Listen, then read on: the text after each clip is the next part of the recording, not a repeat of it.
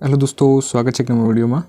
આજના વિડીયોમાં આપણે જોઈશું કે ભાઈ C2D ડિપ્લોમા એડમિશન 2025-26 માટે તમે કયો કોર્સ કરેલો હોય તો તમે એમાં એડમિશન માટે એપ્લાય કરી શકો છો। એટલે કે તમે જે પણ કોર્સ કર્યો છે એ એલિજિબલ છે કે નથી, લિસ્ટ છે બધા કોર્સીસનું, એ તમને લિસ્ટ અહીંયા આપેલું છે, તમે ડાઉનલોડ કરીને જોઈ શકો છો અને લિંક પણ તમને ડિસ્ક્રિપ્શનમાં છે। પરંતુ એના પહેલાં હું તમને સમજાવું છું ભાઈ એમાં કેટલા કોર્સ છે। ઘણા બધા મતલબ વાયરમેન પણ કરેલું છે, જનરલ મિકેનિક એવો કોર્સ કરેલો છે, તો એ એલિજિબલ છે કે નથી। તમે ધારો કે ઇંગ્લિશ સબ્જેક્ટ પાસ ના કર્યો હોય તો એલિજિબલ છો કે નહીં પણ આપણે જોઈશું। એટલે પહેલાં તમે વિડીયો જોઈ લો, પછી તમે PDF ડાઉનલોડ કરીને પણ જોઈ શકો છો। તો અહીંયા આ જે PDF છે એની લિંક પણ તમને આપેલી છે ભાઈ। તો આ જે કોર્સીસનું લિસ્ટ છે એમાં પહેલાં તમને ઇંગ્લિશમાં પણ આપેલું છે, નીચે જશો તમને ગુજરાતીમાં પણ એનું લિસ્ટ અહીંયા આપેલું છે, તમે જોઈ શકો છો। જેમ કે તો પહેલાં આપણે જોઈએ કે ભાઈ તમે ટીબી પહેલાં તો ધારો કે આપણે ટીબી માટે જોઈએ તો ટીબી માટે તમને અહીંયા જે આટલા કોર્સીસ આપેલા છે એમાંથી તમે કોઈ પણ એક કોર્સ કરેલો છે તો તમે C2D માટે એપ્લાય કરી શકો છો। જેમ કે પહેલો અહીંયા કોર્સ છે ભાઈ કોમ્પ્યુટર એડેડ સિવિલ અને સિવિલ ઇજનેરી, બીજો છે પછી કોમ્પ્યુટર એડેડ મિકેનિકલ ડ્રાફ્ટિંગ છે, બરાબર, પ્રેસ્ટિલ અને ડાઈ મેકિંગ છે ભાઈ, ટેક્સટાઇલ ડિઝાઇન છે। તો એ જો તમે ટીવીમાંથી કોઈ પણ કોર્સ કરેલ છે તો પણ તમે એપ્લાય કરી શકો છો। હવે વાત કરીએ આપણે ITI માટે તો IGTR, તો એની અંદર અહીંયા તમે જુઓ કે ભાઈ અલગ અલગ કોર્સીસ તમને અહીંયા આપેલા છે। પહેલાં છે એડવાન્સ CNC મશીનિંગ ટેકનિશિયન, પછી છે ભાઈ અહીંયા તમે જો ભાઈ આર્કિટેક્ચરલ ડ્રાફ્ટ્સમેન છે, બરાબર, પછી અહીંયા ઇલેક્ટ્રિશિયન છે, બરાબર, ઘણા બધા કોર્સ અહીંયા તમને આપેલા છે ભાઈ, ફિટર છે, ઇલેક્ટ્રોપ્લેટર છે, ઇન્ફોર્મેશન ટેકનોલોજી છે, ઇન્સ્ટ્રુમેન્ટ મિકેનિક છે, બરાબર, ઇન્સ્ટ્રુમેન્ટ મિકેનિક પાવર પ્લાન્ટ છે, મશીનિસ્ટ છે, મશીનિસ્ટ ટૂલ રૂમ છે, મરીન ફિટર છે, ઘણા બધા કોર્સ અહીંયા તમને આપેલા છે। મિકેનિક ઇલેક્ટ્રિક વ્હીકલ છે, બરાબર, મિકેનિક માઇનિંગ મશીનરી છે, મિકેનિક મોટર વ્હીકલ છે, બરાબર, પછી સર્વેયર છે।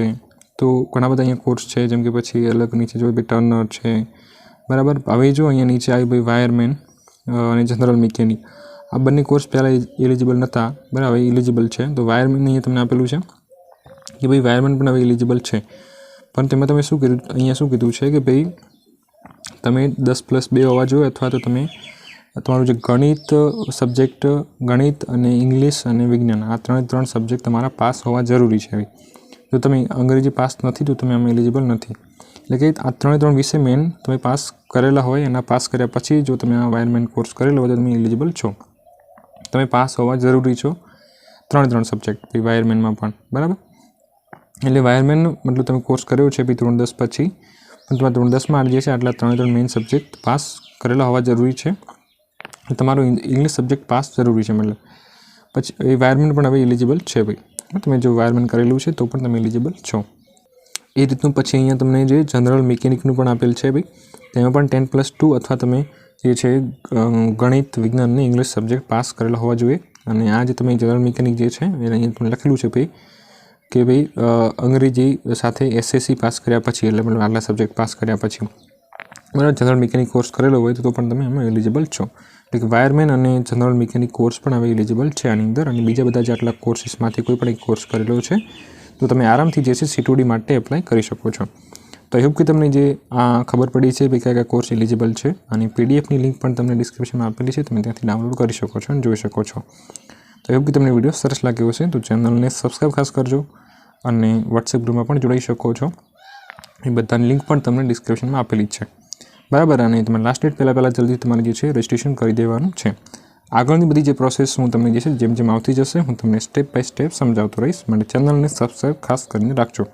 જેમ કે તમારું મેરિટ આવશે, બરાબર, પછી ચોઇસ ફિલિંગ આવશે, એટલે મોક રાઉન્ડની ચોઇસ ફિલિંગ, પછી પાછું final merit list, round 1, round 2, આ બધી પ્રોસેસ હું તમને સમજાવતો રહીશ। એટલે ચેનલને સબસ્ક્રાઈબ કરીને જ રાખજો ભાઈ। ઓકે, તો મળીએ નેક્સ્ટ વિડીયોમાં, ત્યાં સુધી જય હિન્દ, જય ભારત।